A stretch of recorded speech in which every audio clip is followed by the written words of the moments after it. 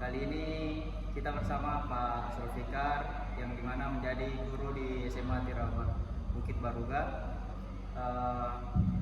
Di sini Pak Zulfikar mungkin membagikan beberapa kesan-kesan atau pengalamannya sebelum menjadi guru. Nah, sebelum itu mungkin Pak Zulfikar bisa menjelaskan di sekolah ini Bapak sebagai apa, di mata pelajaran apa? Baik, sebelumnya terima kasih banyak atas kesempatan yang diberikan kepada saya selaku pembicara atau speaker pada sesi podcast kali ini. Ya, perkenalkan saya Zulfikar, nama lengkap saya Zulfikar Wibisono, dipanggil Zulfikar. Nah, kalau dipanggil Sar berarti saya ngajarnya apa ya? Ya, ngajar bahasa Inggris. Ya, saya mengajar bahasa Inggris di SMA Islam Matra Bukit Baruga. Kali ini untuk kelas 10 dan juga kelas 11 seperti itu. Nah, untuk di sekolah ini Pak, berapa kelas itu? Di kelas 10-nya itu dan di kelas 11-nya itu berapa kelas yang kita ajar? Oke. Untuk kelas 10 sendiri saya mengajar 2 kelas. Kemudian di kelas 11 ada 6 kelas, semuanya saya ajar.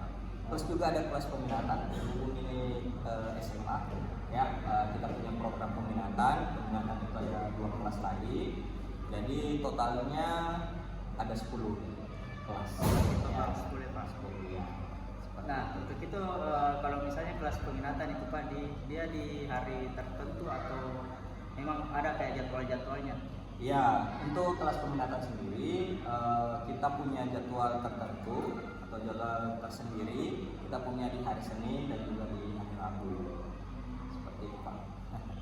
Nah, selanjutnya itu Pak, ada kayak plus atau minusnya itu kita mengajar bahasa Inggris di SMA.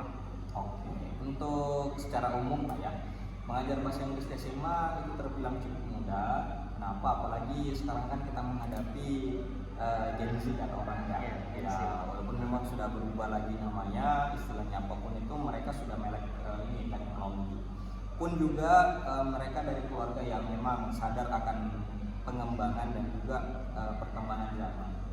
Orang tua mereka banyak mengirim mereka ke tempat kursusan ya, hanya untuk memang menjadi bekal mereka di kehidupan mereka ya. Dengan adanya inisiatif dari orang tua mereka, ini tentu akan memudahkan kita di sekolah Pak, membimbing bahasa Inggris mereka. Yang kita lakukan atau yang kita kerjakan selama ini, kita lebih memperbanyak praktis saja ya, lebih memperbanyak bagaimana mereka bisa mengaplikasikan apa yang mereka sudah dapatkan ya. Jadi kami tidak akan bahas teori terlalu dalam lagi ya, kita lebih ke pendalaman praktikumnya atau langsung praktis seperti itu. Ya, pengaplikasian Di pembelajaran teknik. Iya. Selanjutnya itu yang terakhir yang agak penting itu Pak, kan yang kita tahu itu untuk Gen Z itu rata-rata dia kayak kecanduan bermain game ataupun kayak handphone. Nah, mungkin Pak ada cara atau solusi supaya siswa tersebut pada saat di kelas tidak terpengaruh oleh handphone. Iya, nah ini juga ya, karena memang mengajar generasi sekarang itu butuh banyak strategi dan butuh banyak perencanaan Pak, terutama dari segi penggunaan gadget ya, dengan bijak tentunya ya. Mereka akan sangat terdistraksi dengan semua fasilitas yang ada di HP mereka.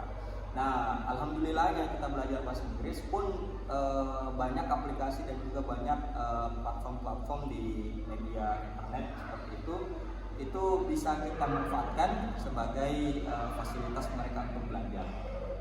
Jadi mereka tetap menggunakan handphonenya, tetap menggunakan bagaimana format atau model mereka bersosial media, tetapi kontennya kita kemas dalam bahasa Inggris. Nah, ini tentunya mereka tidak merasa bahwa belajar pada momen itu dengan menggunakan HP itu sangat membosankan, dan juga ini menepis keraguan dalam diri mereka bahwa belajar bahasa Inggris itu sulit gitu ya, atau bahasa Inggris itu susah untuk dipelajari. Nah, ini tentunya lebih memberikan hak positif kepada siswa tentunya Pak. Ya bagaimana bahasa Inggris itu bisa diterima dengan ya hati yang tenang, gitu ya, hati yang fun, gitu. Kemudian mereka enjoy lah dalam belajar. Itu sih Pak. Ya, jadi arahannya memang kita menggunakan media sesuai dengan bagaimana mereka sering berinteraksi, seperti mereka menggunakan sosial media untuk berkomunikasi ya sebagai alat bersosialisasi dan lain sebagainya. Nah, kita manfaatkan di situ Pak. Nah, pun juga mungkin di tengah-tengah jalan mereka mungkin akan tetap ke distraksi yang namanya ya game dan juga berbagai macam konten-konten. Nah, kita biasanya menggunakan praktek atau yang biasa kita sebut kesepakatan dalam kelas. Ya, jadi memang sebelumnya kita membuat kesepakatan kelas sehingga siswa ini memiliki kesadaran penuh dalam arti mereka diizinkan menggunakan HP tapi dalam koridornya seperti itu. Nah, jika ada hal yang di luar dari kesepakatan, ya mereka tentu telah mengetahui apa yang harus mereka lakukan seperti itu. Jadi ini menimbulkan tentunya kesadaran bagi mereka dan juga tanggung jawab amanah gitu. Berarti ada kayak jadwal-jadwal yang ditentukan untuk bisa memegang HP. Nah, benar. Jadi tidak setiap waktu, tidak setiap hari, dan tidak setiap jam pelajaran juga sih Pak. Kayak gitu. Berarti aman lah untuk situasi ini. Alhamdulillah ya, sejauh ini anak-anak juga amanah, mereka juga tahu bagaimana aturan mainnya seperti apa ya. Itu. Berarti untuk siswa di SMA Atira Bukit Baru ini siswanya cukup memiliki kesadaran yang tinggi. Ya, alhamdulillah Pak. Seperti itu. Nah, ini untuk yang terakhir Pak. Ini sebenarnya bukan pertanyaan kayak, tapi hanya untuk teman-teman yang mungkin melihat video atau ada rekan-rekan yang ingin menjadi guru, mungkin ada saran atau kayak saran atau nasihat yang bisa diberikan oleh Pak Zulfikar.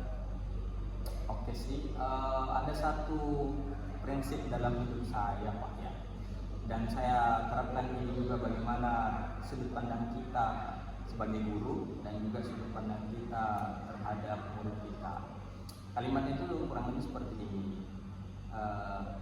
treat others as you want to be treated. Jadi silahkan perlakukan orang lain sebagaimana kita ingin diperlakukan ya.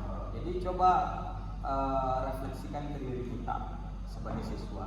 Ketika kita menginstruksikan sesuatu atau ketika kita memberikan instruksi dan hukuman, apakah instruksinya cukup jelas, apakah memang pada saat itu kondisinya memungkinkan untuk dikerjakan dan sebagainya. Jadi butuh banyak pertimbangan Pak, karena mereka juga makhluk sosial dan mereka mudah untuk diajak diskusi Pak, apalagi anak SMA gitu ya. Mereka punya sudut pandang tersendiri. Nah, ini tentunya sebagai guru lebih memudahkan. Nah, adapun mungkin hal-hal yang di luar ekspektasi kita terjadi, nah itu kita ikat dalam bentuk kesepakatan dalam kelas. Sehingga apa? Sehingga timbul kepercayaan, sehingga timbul rasa tanggung jawab ke diri mereka.